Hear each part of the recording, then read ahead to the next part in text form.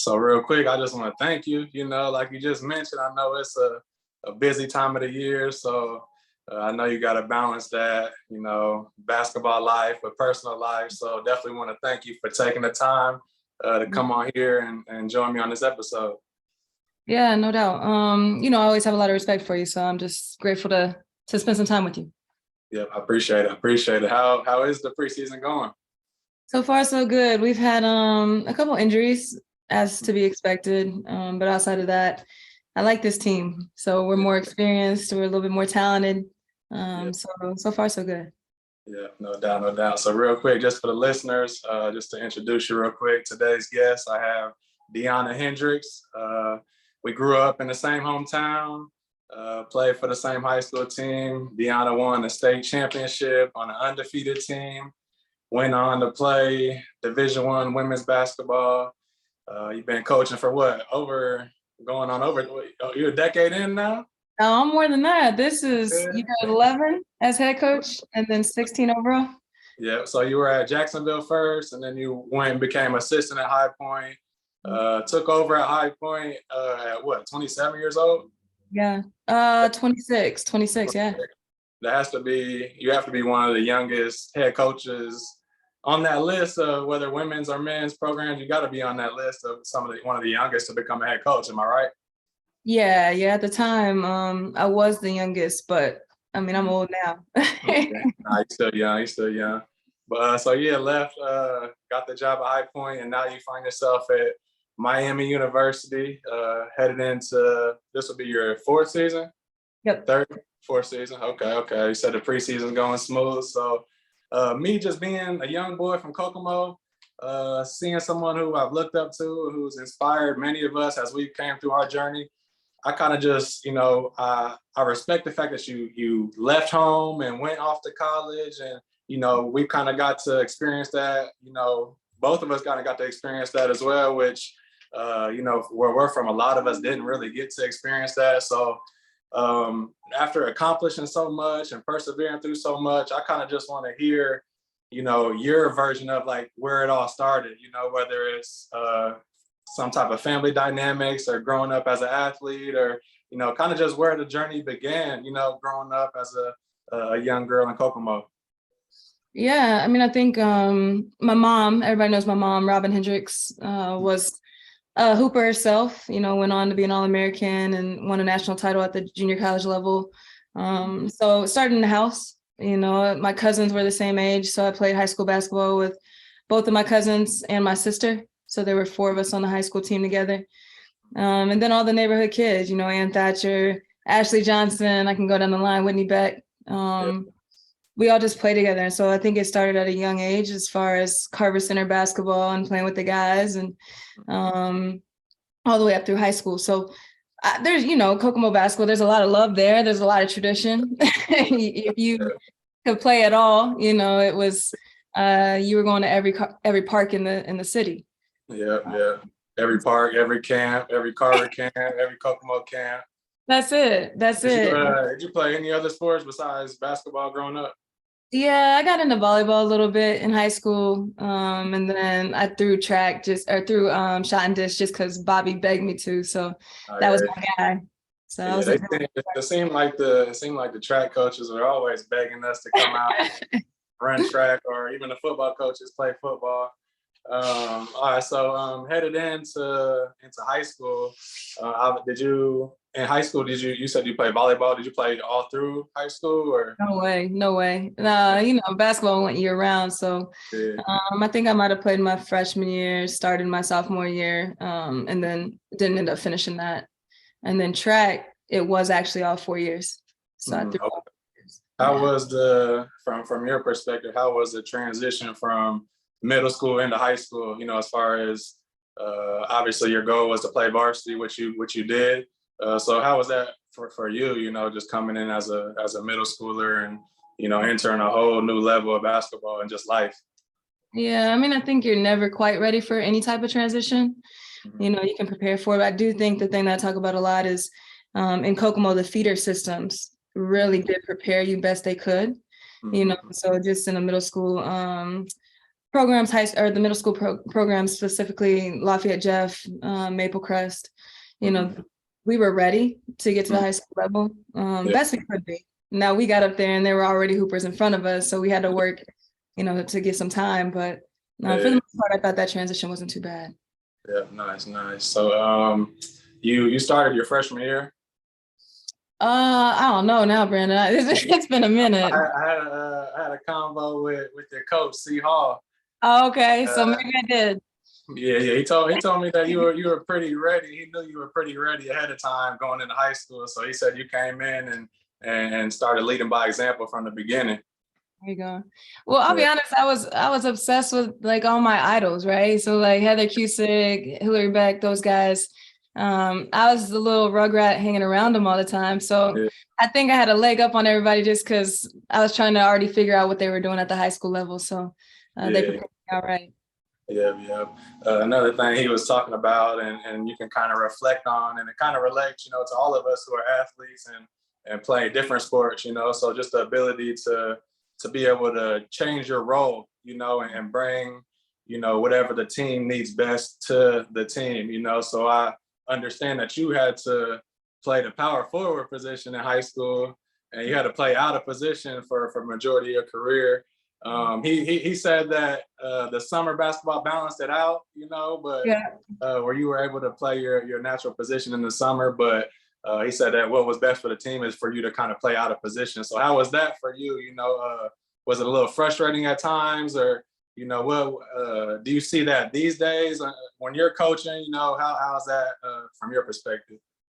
I just remember wanting to win, you know, like even Lisa Pfluger came to a coaching clinic. She was our assistant coach at the time. I just spent time with her yesterday and they're reminding me all these stories. And I just remember I wanted to win. I didn't care as long as I was on the court, and we wanted to beat the 92, 93 team so badly. Like at that time it was Miss Dina Oliver, Tiffany Longworth, you know, Tammy Steiner. They were also interchangeable, you know, it didn't matter.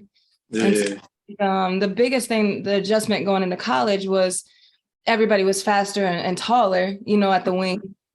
And I wasn't used to that. But even in college, they sort of threw me around because I did all the stuff that nobody else wanted to do. So yeah.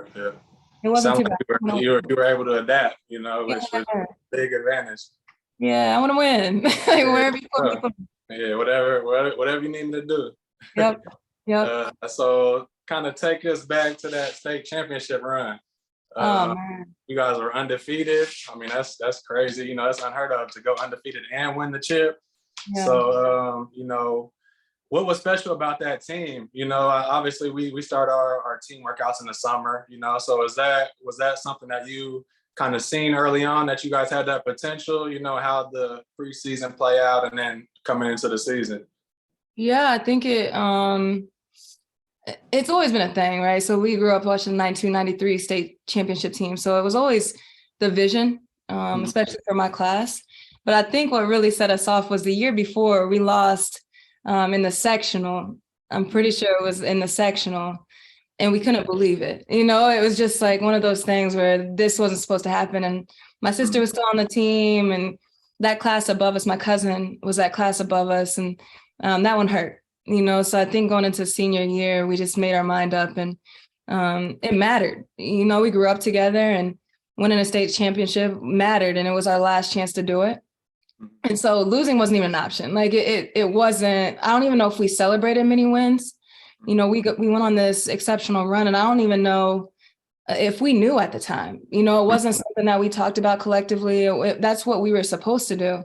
And so when we won, we naturally celebrated. But up until that point, that's what we're supposed to do. You know. Yeah. And most of you guys were in the same class, majority of y'all, right? Yeah. Y'all have been playing together since y'all was shorties, just growing up. So it kind of just, you know, it was a result of years and years of a lot of work. That's it. Yeah, like we had 4 in that class that went D1. So Ashley Johnson, Ann Thatcher, Ashley Hayes, you know, myself, and then the babies, the freshmen of that group, Audrey. She ended up going to Ball State. Before y'all went D1, I bet that's never happened in Kokomo history. In the same class, I don't know if it has. Yeah. So it just put our head down and work. Yeah. but I couldn't tell you much else. I don't know who was our leading scorer. I don't know anything. You know, when Ann and I made Indiana All-Stars and Mhm. Coach Hall was the coach, we didn't know how special that was because that's what we were supposed to do, you know, Yeah, so. no doubt. Y'all definitely held it down. So again, much respect for that. Yeah, thank So I want to talk a little bit about your leadership journey, because I from what I come to understand, we kind of, me and you, we kind of lead, or more so early on, we kind of led in similar styles, more so just through leading by example, you know, and not really being very vocal, you know, and not really using our voice. So I definitely have that in common with you. And as I've gotten older and played on bigger teams and better teams, you know, I've definitely come to find my voice, not only as an athlete, but even off the court as well, you know. So how has that transition been to you? Because I can kind of go back on my journey and kind of pinpoint the times when I really, when my eyes really opened up a little wider. So from someone who led by example and wasn't very vocal, and now you find yourself a head coach of a Division I women's program, having to manage everybody pretty much from top to bottom. How has that journey been to become the leader that you are today? Yeah, I mean, I think as a player, I was always just put my head down and work. And so, like you said, I didn't have too much to say. Yeah, I feel you. I feel you. You know, it's like Coach Hall would always say, hey, you know, the game, teach it. And I sort of was impactful in my own way. So if people had questions, they'd come to me, but it wasn't outward. Mm-hmm. I did always want to coach. So when I got into coaching early, I thought I knew the game okay, you know, so I was more eager and anxious to share that. Mm-hmm. And then when I got hired young, you know, everybody was telling me what type of leader I should be based on I was young. I'm supposed to be fiery. You're supposed to be passionate, you know, a player's coach. This is what recruiting looks like. So, Brandon, to be honest with you, like I was something else the first 3 or 4 years because it was just that was what I was told I was supposed to be doing.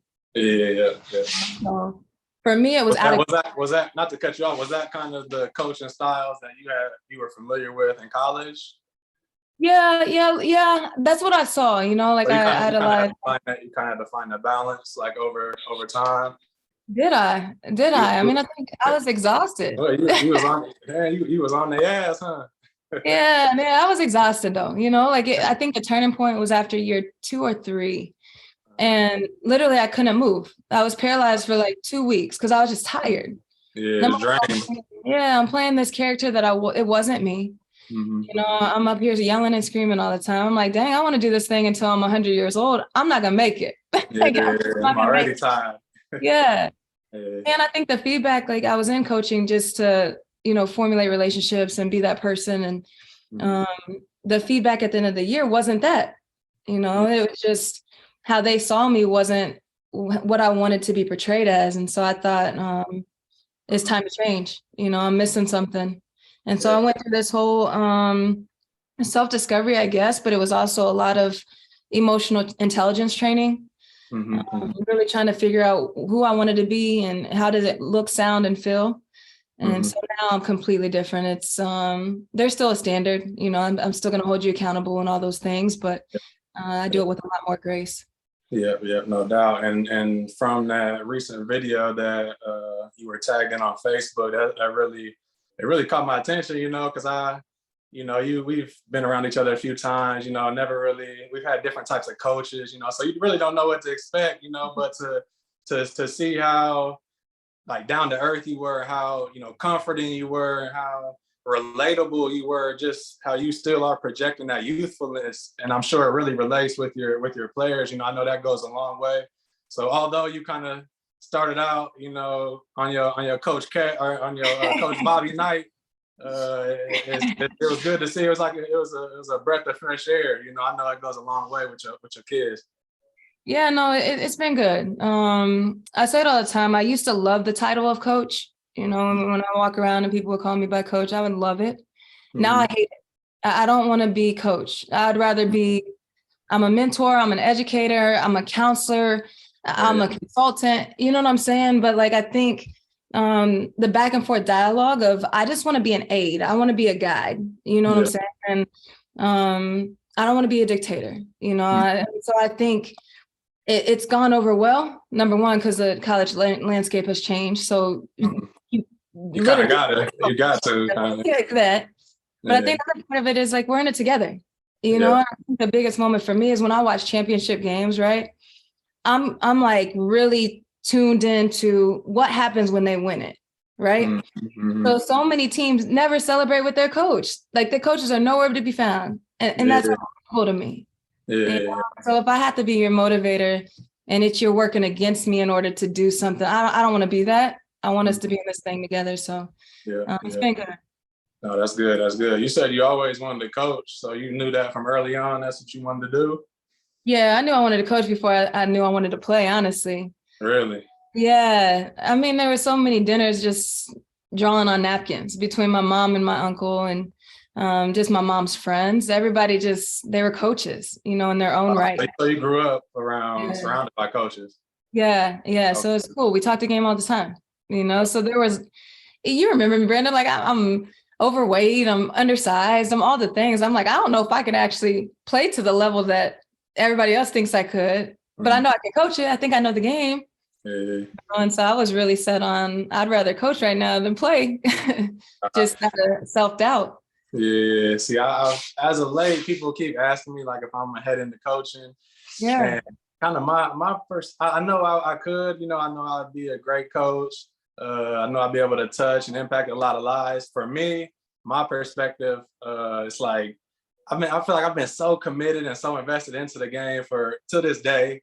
It's like, I don't know if I want my next career to be a position where I got to be even more committed and more invested. So that's the only thing. It's like, I don't know. I know I could have some good opportunities, but I just don't know if I want to maybe into like management or maybe into like player development or like more of a mentor role. But I don't know about coaching. Yeah, what I've learned is I hear that a lot. I think athletics is so broken in so many ways, and I won't take up your whole podcast talking about that, but I think it's broken. What I've learned is you can do it your way. You know what I'm saying? It doesn't make you less dedicated or less passionate. You can do it your way. I'm still going to take my rest. I'm still going to take my time out. You know what I'm saying? And what's the alternative? Like, you're probably going to be in the business of helping people anyway if you weren't coaching. Yeah. Why can't you just have the same mind frame? You know what I'm saying? And call it coaching. It's all the same things. It can just look your way. Mm-hmm. So I'm gonna talk to you later offline and get you in. Yeah. Once you that kind of leads me in. I want to know like obviously you're a young coach. You got a lot of experience under your belt, and this kind of maybe getting ahead of the conversation a little bit, but. What would the next 5-10 years, if you don't mind me asking, or if you're able to speak on, what would that look like? Do you want to continue to like rise up in the programs and maybe be like a NBA, WNBA coach? I don't know. I stopped guessing a long time ago. Just allowing it to come to you. You and your purpose, so that's all you can do. That's it. Like, my route has been so unconventional. It's I go down to Florida. I'm a grad assistant for 2 years. I get elevated because all of a sudden they have a position, and I stay for 2 more years. I end up reconnecting with my college recruiters. I didn't even go to Memphis. So my first boss was the head recruiter at Memphis. I don't even go to Memphis. We stay in touch. She gets a head coaching job. Now I'm at High Point, so there's all these things that just sort of happen by the grace, of God, of the universe, whatever you want to say. So where I'm like, you can try to plan this thing out, but you just got to be really good where you're at, and everything else sort of takes care of itself. So I just want to love, Brandon. I don't care what level. That's all that matters. Yeah, and that's great to hear. It's much simpler than what we put on ourselves or people put on themselves. So that kind of, I was watching one of your interviews and you said that, I think it was like when you were first taking the Miami job, and you said that the team's going to play hard, but they're going to love even harder. Yep. And that's special. It just speaks for who you are as a human, as a woman, as a leader, So can you explain a little bit about that, and maybe kind of related to, I know you mentioned your journey as far as like your own self-discovery, I feel like that kind of goes hand in hand, because it's all about love. So maybe kind of share on that. Yeah, so I'll start with sort of our program creed. And so it's GRIT, right? The acronym GRIT. And the first one's grace. So G stands for grace, R stands for resilience, I stands for introspection, and then T stands for together. And so there's two words in there, grace and introspection, that you don't hear a whole lot of in athletics. And so we talk a ton about that, is, well, how do you start to have grace for others? How do you start to have grace for yourself? And it's a daily conversation. And we'll point out examples, whether it be on the court, off the court, doesn't matter. It's, hey, we got to be a successful team. Well, how do you get there? It starts with people first. So grace is something we say literally all day, every day. And it doesn't excuse anything. It doesn't let you off the hook. It's none of that. But it's coming to an understanding of, okay, how do we get better together and how do we move forward? But even with introspection, it's, are you examining yourself? If you're a better you, then we're a better us. Exactly. You got to start with that.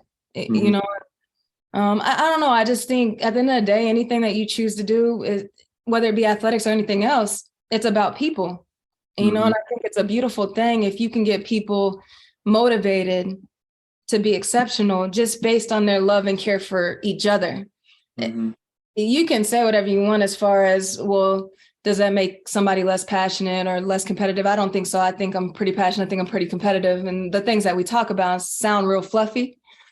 But that work is hard. Love is hard. So everybody thinks it's cute and we're just walking around hugging people. It's not that. It's, I'm having a lot of real conversations all the time. They're having real conversations with each other.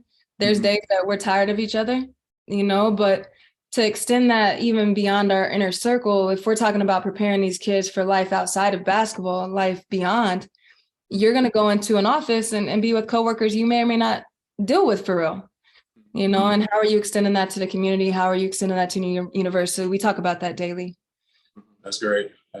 Yeah, and I think it kind of just spoke on it. Kind of goes, unless you've played, college sports, professional sports, specifically college sports, because it's more like the coaches are more of a parent figure, along the journey. So I know from my experience and just having conversations with people, it's kind of unknown. A lot of people, I feel like they think a coach is just coaching on the court, but there's so much more that comes with, us as athletes and what we deal with in our daily life, whether it family life or personal life or dealing with our role on the team. There's so much more that you as coaches deal with. So maybe share on that a little bit, because I know my coaches all along the way have been there for me in times when I really sometimes didn't have anyone else, and I'm grateful that I was open to them and transparent to them, and it really helped me a lot along the way. So maybe you can kind of share on that type of relationship that you have with your players. Yeah, I mean, I think I can start by saying X's and O's is probably 10%, and I think that's being generous. I would say it's less than 10% of the job. You're on call. You are on call all the time, and you're constantly filtering what challenges they may be going through. There's a lot of times where even, you're talking about you were at least aware of your challenges. We have a lot of kids that are trying to figure things out, so we're constantly asking questions and getting to the root of what this could be stemming from. Hey, how can we help you here? Here are some resources. You may or may not use them right now, but down the line you could. So it's constantly checking in from an academic standpoint. I mean, you know how that goes. It's checking in with professors, checking in with academic coordinators, checking in with players. It goes down the line. I mean, it even starts with you're trying to bring in new players to your program. So even with recruiting, right? People think we just go out and watch a recruit play and all of a sudden they're in our family. You got to get to know them. We got to get to know them. But furthermore, when they come on campus, have we done a good enough job with our current roster to put that player in with them? You know what I'm saying? And make sure it's a good fit. Well, do they even know what questions to ask who we're inviting into the family? And so there's a lot of just, some people would call it managing. I think it's a lot of mentoring. Just on, and that's not even touching what they're going through in their personal lives, their family lives, and it's not even touching on that. Basketball is 10%. Yeah, definitely. At most. Especially now, I mean, I think the biggest thing to mention now, even it's different than when I played, right? So you add social media to it and the pressures of that. You add NIL and the pressure of that. Like the things that these kids are going through right now, I don't know how they balance it. You know what I'm saying? So it goes back to just that grace element of, yes, these kids are different. I hear that all the time. These kids are so different. I'm like, well, the world has changed. The world has changed. Yeah, they're going to be different and they have different challenges and so many more distractions. And I'm surprised they're making it, quite honestly. Yeah, no, it's definitely a much different society than we were when we were younger. Yeah. So each Final Four, you host like a gathering of coaches. Yeah. Can you talk a little bit about that? How many years it's been going? I kind of got a drift of what your kind of ideas behind it, you know. So maybe share a little bit on that. Yeah, no, I get excited about this because it's become sort of a big deal, I think, at the Final Four. Don't you think it is? It's been cool. It's grown a lot. But I'll be honest with you, how it started was I wanted to be one of the top mid-majors in the country. And so at High Point, I felt like we were on our way to being something special. And I wanted to figure out what the top 25 were doing. So I literally just got online. I'm like, who are the top 25 programs at the mid-major level? I'm inviting anybody from those staffs to just meet with me. And selfishly, I just wanted to ask questions to see, what are you doing for travel? What are you doing to, enhance your program? What's sort of setting y'all apart? Like, even how are you doing skill development? And so that first year it was probably like 30 coaches, and I had everybody from director of ops to, it didn't matter, grad assistants to head coaches. And we just chopped it up. And it ended up being, it was supposed to be 2 hours, and it ended up being like 4 or 5. And so after that, people got mad at me because they weren't invited to this thing. And I'm like, well, selfishly, I was just because I was curious. I wasn't trying to offend anybody, but it's sort of grown. So every year it's a little bit different. So then it's, if we're competing against low power fives for recruiting, I'm curious as to, okay, what are y'all offering? Like, how can we be competitive? But I also think the other element was we didn't talk enough X's and O's on the women's side. So the last couple years, it's probably gone on for 5 or 6 years, but the last 2 years, we need to talk basketball. Like, let's literally break down both sides of the ball. Let's talk about skill development. I want to just talk the game. I don't even want to talk about culture. Let's just talk the game. So now it's not even just a Final Four thing. Like, I'll do something through Zoom every once in a while. We actually just had a local college coaches thing on campus a month ago. Just trying to grow the game, talk the game. Yeah, nice. Yeah, no, that's great. Just you a lot of people would be hesitant to lead an effort like that, especially someone who, I can only imagine heading into the first one, there's probably unknowns. You probably didn't know if people was going to show up. You had to make sure stuff was right with the banquet hall or wherever you had it at, so there's a lot of, logistical things that go into that early on, but that's great to hear that it's going smooth and continuing to grow. Yeah, for sure. No, it's been cool. And then people offer suggestions here and there. So now it's grown to, we have film sessions, or depending on what the setting is like, we'll go in different breakout rooms. You know what I'm saying? So it's been pretty cool how it's sort of grown. But I still try to keep it pretty small. So at max, we'll have 35, 40 coaches, but for the most part, they're pretty small. Nice. Where is the Final Four this year for y'all? San Antonio. Oh, okay. I think. I'm pretty sure. Yeah. Nice. I think the men's might be out here this year, next year. What? Yeah, you might be right. Yeah, you might be right. Yeah. Cool. Just a couple more things just to finish up. I know this year, your free Sunday. You probably trying to put your feet up. But again, just kind of taking it back to where we're from, taking it back to Kokomo. I want to give you a chance to maybe speak on some people that had an influence on you growing up that, maybe touched your life, whether it had to do with sports or all outside of sports. And really want you to maybe share just, because you probably feel me, it's being from a small town, being from Kokomo, somewhere where, a lot of people that, I know me personally that we looked up to and had a chance to go on and do this and become this, and maybe got caught up and and didn't have those opportunities, you know, I know for me, it's made me even more passionate about, you know, persevering and overcoming and continuing on and accomplishing my dreams, and, you know, then going back and doing as much as I can to help, you know. So why don't you just maybe share on some people who meant a lot to you, and just, you know, kind of what it means being a young girl from Kokomo and having persevered through everything, and living your dreams, and on the way to do even greater things. I just want to, you know, want you to share that perspective, because to be honest, a lot of us, there aren't a lot of people that can share this perspective that we've been able to, you know, been grateful to have received, you know. So I want you to be able to just share on that. Yeah. I mean, I'll start with saying, you know, some of the best hoopers that I know were on the playgrounds, you know what I'm saying? And when you say the ones that didn't make it, there were some ballers that didn't play on the high school team, didn't go anywhere, you know? So when you're going to Foster Park and you're going to some of those parks, the best players, most of them didn't make it out, you know? So you're right. I think it sort of does something different to you, you know, it motivates you, it inspires you. So you have that group to where you're playing with them at the park every day. And then you have this other group where I know we had our idols and we wanted to be like everybody I named before, you know, Miss Dina and Tiff and even Tia Davis, you know, I can go down the line. There were so many, especially on the girls' side, that had done it, you know, and so we had that to sort of look up to.